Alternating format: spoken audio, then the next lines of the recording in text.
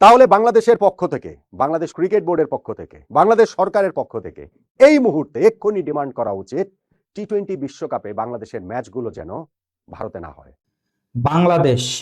বাংলাদেশ সরকার এবং Bangladesh cricket board বিসিবির উচিত ভারতে আসন্ন টি-20 বিশ্বকাপের সবগুলা ম্যাচ সরিয়ে নেওয়া।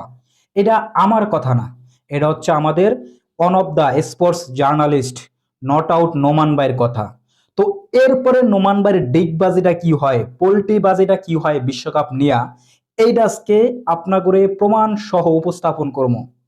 চলুন পরের ভিডিওতে নোমান ভাইয়ের হচ্ছে মন্তব্যটা শুনে আসি, ওই জায়গায় ওনার স্ট্যান্ডটা কি থাকে। বাংলাদেশ জাতীয় ক্রিকেট দল টি-20 বিশ্বকাপের ম্যাচ খেলার জন্য ভারতে যাবে না, ডিসিশন ফাইনাল। এই ক্ষেত্রে যে সিদ্ধান্তটা তারা নিয়েছে সেইটা আমি স্ট্যান্ড করি। আমি মনে করি এইটা অন্তর্বর্তীকালীন সরকারের যথার্থ সিদ্ধান্ত। বাংলাদেশ ভারতের মাটিতে গিয়ে বিশ্বকাপ খেলবে না, ডিসিশন ফাইনাল। এটা নট আউট নোমান ভাইয়ের কথা। এরপরে উনি কইতাছে যে এই সিদ্ধান্ত যে অন্তর্বর্তীকালীন সরকার নিয়েছে, এই সিদ্ধান্ততে উনি স্ট্যান্ড করে, মানে এই সিদ্ধান্তকে উনি সমর্থন করে এবং এই সিদ্ধান্তের পাশে উনি আছে। তার মানে হচ্ছে নট আউট নোমান ভাই ওই সময় বাংলাদেশ ক্রিকেট বোর্ড, বাংলাদেশের সাপোর্টার, বাংলাদেশ গভর্নমেন্ট টি-20 বিশ্বকাপ ভারতের মাটিতে যে খেলার যে বয়কটের ডাক দিছিল, ওইখানে স্পোর্টস জার্নালিস্টের মধ্যে নট আউট নোমান ভাই হচ্ছে দ্বিতীয় কোনো সাংবাদিক রিয়াসাত আজিমের পরে যারা হচ্ছে বিশ্বকাপের বয়কটের ডাক দিছিল। তো আমরা এরপরে শুনি নট আউট নোমান ভাইয়ের ডিগবাজি এবং পোল্টিবাজি কতটা দূর গিয়ে গড়ায়। চলুন পরের ভিডিওতে আমরা নট আউট নোমান ভাইয়ের মন্তব্য শুনে আসি। টি-20 বিশ্বকাপে বাংলাদেশ খেলছে না, সিদ্ধান্ত হয়ে গেছে। এই সিদ্ধান্তের সুদূর প্রসারী প্রভাব কতটা বাংলাদেশ ক্রিকেটের উপরে, বাংলাদেশের উপরে, সেটা এই খেলার পেছনে যারা মাস্টারমাইন্ড তারা জানেন, খুব ভালো করে জানেন। এইখানে নট আউট নোমান ভাই পুরা 360 ডিগ্রি অ্যাঙ্গেলে ঘুরিয়ে গেছে।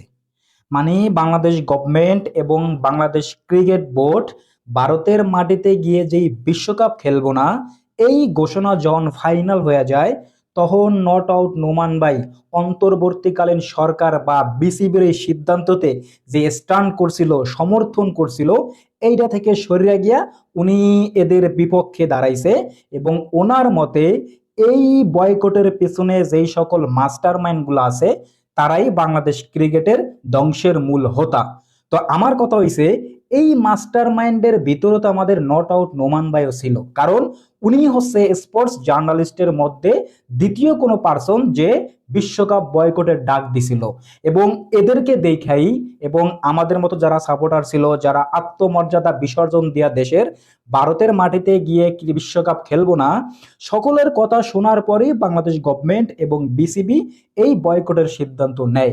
কিন্তু দিন শেষে আমাদের ডিগবাজি বা পোল্টিবাস নট আউট নোমান ভাই কি করলো, তার জায়গা থেকে, সমর্থনের জায়গা থেকে সৈরাজ গায়া তিনি হচ্ছে বিসিবি এবং বাংলাদেশ গভর্নমেন্টের বিপক্ষে দাঁড়াইলো এবং তার ভাষ্যমতে বিসিবি এবং বাংলাদেশের গভর্নমেন্ট ক্রিকেটকে পুরা ধ্বংস করে দিছে।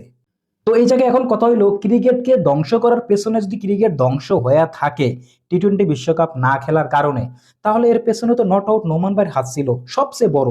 কারণ উনিও তো বয়কটের ডাক দিছিল, উনিও তো বলছিল যে বাংলাদেশের সবগুলা ম্যাচ ইন্ডিয়া থেকে সরিয়ে নেওয়া উচিত।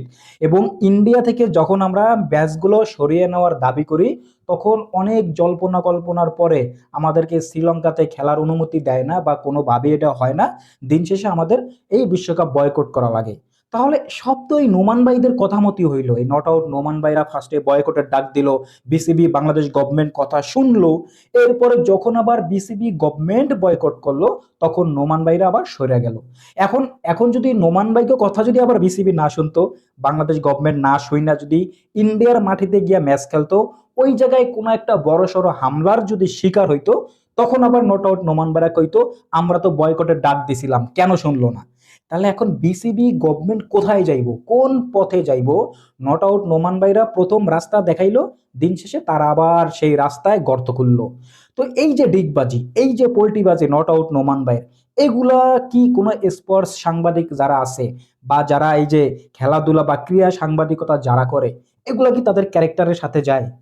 আপনি আগুন লাগিয়ে দিলেন, কিন্তু পরে আপনি কি করলেন?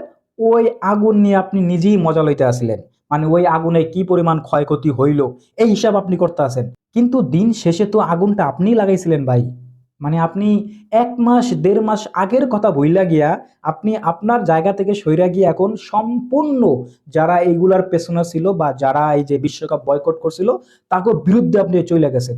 তাহলে এই বাংলাদেশ ক্রিকেট যদি ধ্বংসের পেছনে এই বিশ্বকাপ বয়কট যারা করছে তাগো হাত থাকে, ওইখানে তো আপনার হাতটা সবচেয়ে বড়, সবচেয়ে লম্বা।